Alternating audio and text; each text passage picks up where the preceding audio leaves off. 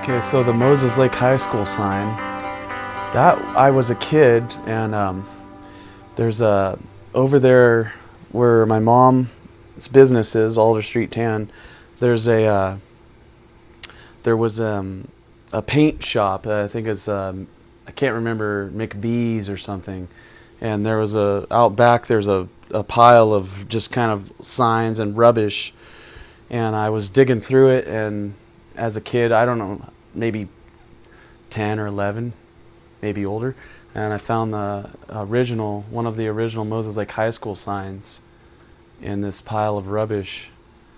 And my dad, he says it's definitely a score. He says it's probably one of the first Moses Lake High School signs. Cool. So Blink has definitely been an influence since day one, since I was probably 13 years old.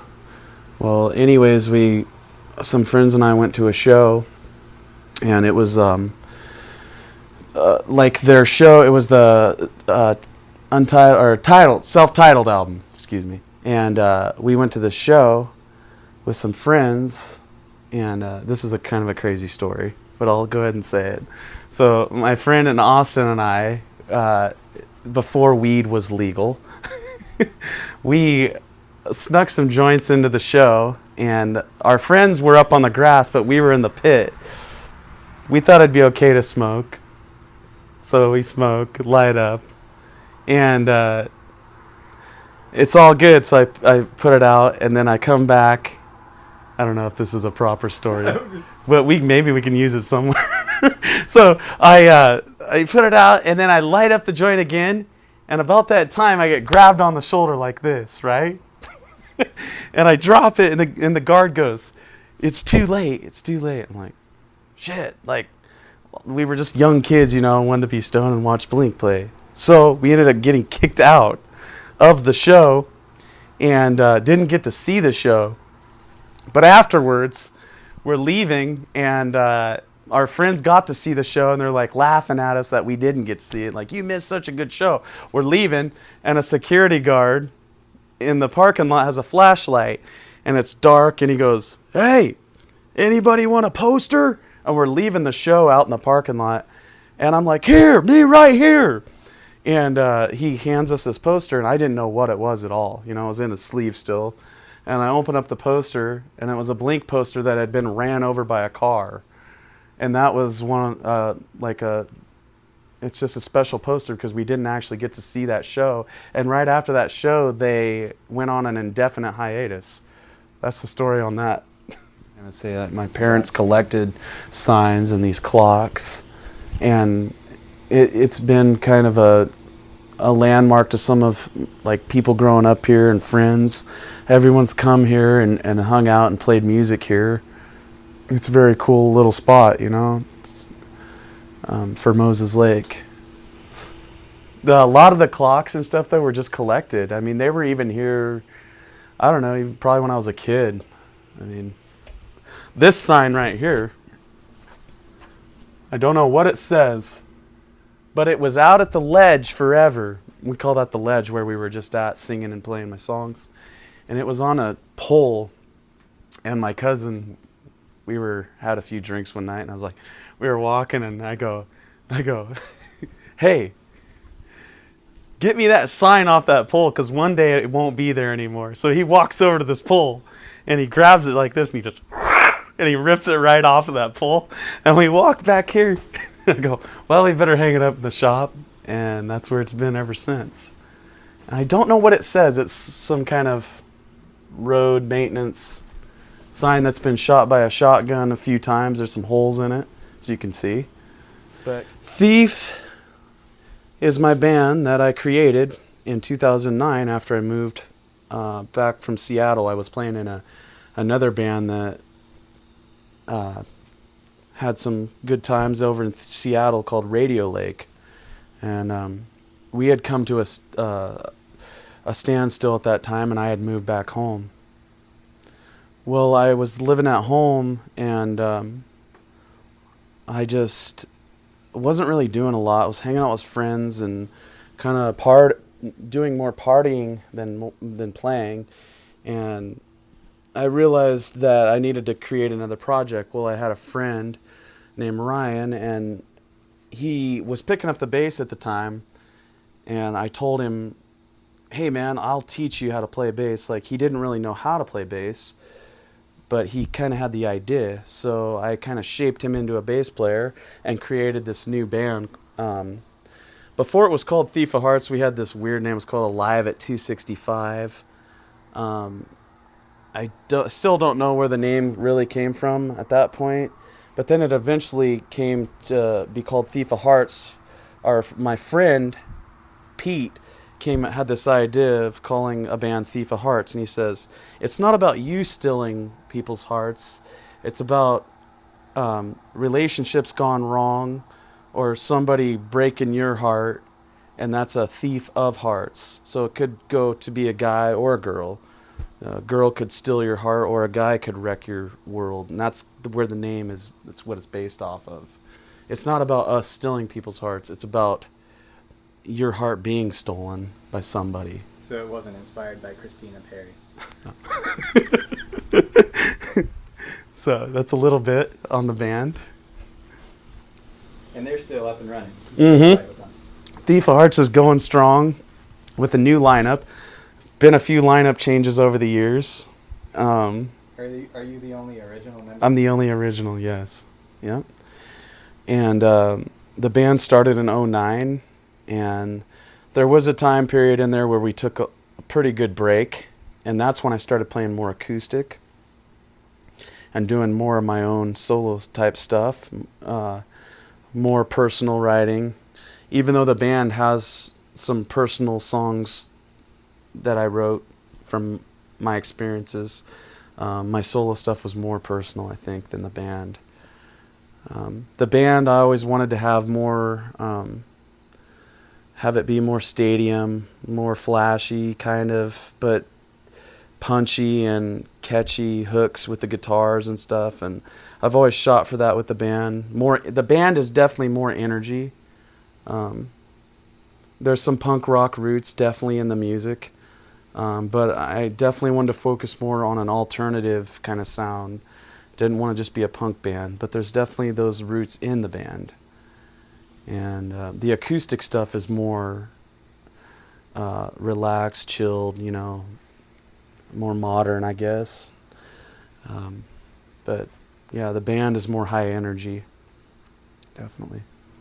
But the writing styles of the band has changed too a lot. Like, say, it's not so much melancholy post-breakup stuff like I was writing in the beginning. It's based around more of what's happening in our town and how I grew up in town, and just the lifestyles we lived as when we were young and how we've changed now. Some of the songwriting is going more towards that than personal kind of heartbreak stuff. So I started playing drums at 13 years old. I remember when I first got on the drums, I didn't really know a whole lot. I just beat on them a lot and thought I could figure it out. I took a few lessons, and then that helped me kind of get on my feet and know, like, just basic kind of beats. And then back to the whole Blink thing. Travis was definitely an influence to me when I was a kid, and I would listen to a lot of music by Blink and watch videos and watch his technique and just kind of learn by watching. And all of a sudden it was like I didn't really take too many lessons. I kind of learned it on my own. And I would come home from school and I would play, like, I'd get off the bus and I just could not wait to get to my drums. Most kids would probably want to play video games or something. But at that time the technology was more, it was different. It wasn't, iPhones and stuff and apps and all that crap. So I would go to the shop, and I was playing over on this end of the shop, and I had my first drum kit set up, and I would play 3 to 4, 6 hours a day, beating on the drums, trying to become better. I had a little boom box, and I had like cheap headphones, and my kit was a beginner's kit, but I would beat on it and I would learn beats and I would play to songs, and drums was my first love, And this is my very first hi-hat. As you can see, it's broke.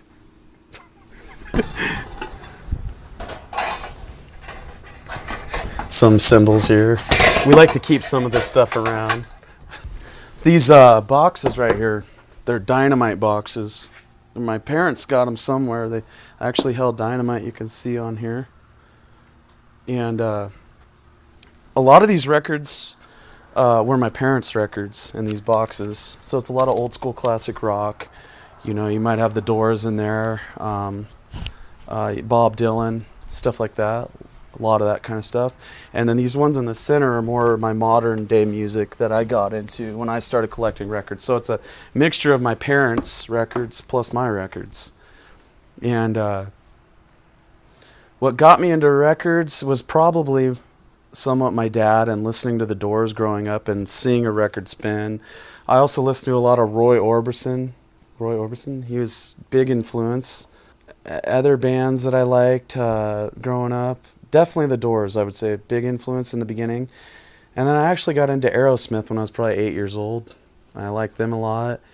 And then when I hit about 13, I liked Smash Mouth a lot, and that was a band that really kind of sparked my interest. I know it's funny to say because they kind of disappeared after a while.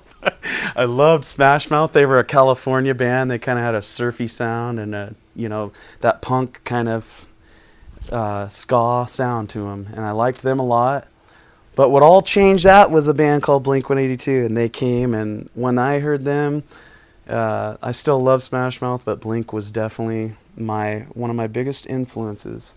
And record-wise, I have all kinds of stuff here. You see Jimmy Eat World. Jimmy Eat World's definitely a band that inspired me too. Still love them to this day. Even their new stuff's great. I actually got my album in here too. And that's the first time anything I ever recorded I had pressed on vinyl, just for personal keeps. But I can get them pressed if anybody would like a copy. Let's see here. The National, let's say. I loved The National a lot when I was growing up. It's their new album. There's good stuff on here. I Need My Girl's a great track. And then I got more into the independent bands and stuff like that. Minus the Bear. Liked them a lot. Seattle band, great. Let's see. Got a few of their records. Another great punk rock band that I played drums for when I was 19. Moral Crux. I love these guys. Jim Ferris. He's a local legend. I would call him a legend. Definitely a big influence, these guys. I played drums, like say, when I was 19 for them. For a short period of time, I played a few shows and had a lot of fun. They've definitely been an influence, too. Like a lot of Block Party. Block Party is awesome, too. I don't know if you've ever listened to them. I do like Flock of Seagulls, believe it or not. I love them. I ran so far away. Kind of a one-hit wonder band. I also like The Cure a lot. I like a lot of 80s. I like a lot of the darker stuff. Robert Smith. The Stills were a great band, too. I gotta say The Stills. They're no longer a band, I don't think. They were from Canada. I love them a lot, too. For me, buying a record, I don't buy them so much anymore. But when I was really into collecting them, it was just like the art of it and the tone of it when you'd listen to it. You know, seeing the record spin and just having that art in your hand, I feel like it means more than just downloading a song, you know, off the internet or a record. It's just something you can have and look at and read the lyrics in there if they're in there. And like I say, see the record spin and hear the quality difference in the tone and stuff. It's really cool. And I think that records will never fade out. They should always be around. As long as people are making music, I think people will buy records as well. You got this baseball. This lamp's pretty cool. Yeah, I did play baseball when I was 15. Or no, I was younger. I played all the way up till I was 15.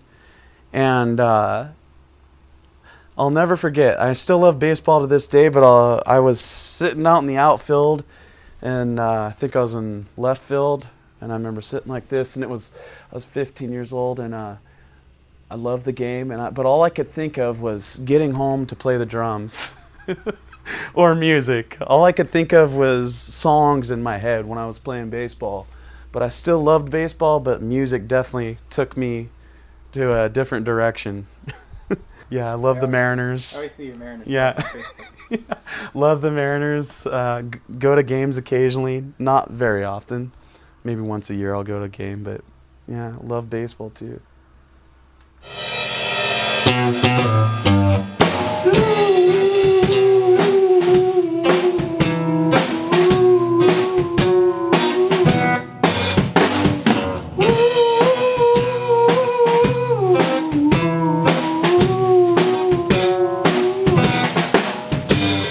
You show a lot of skin and follow too many gods. You're emotionally troubled, but I like you a lot. We got a lot of hope and all the time we can spare. And if you portion out your love, I fear swallow my share. Your house is always open and we all feel at home. But you got a dark room where you sit all alone. If I take any steps closer, I'm an eye for my heart. And if you withdraw your hand, I'll fall completely apart.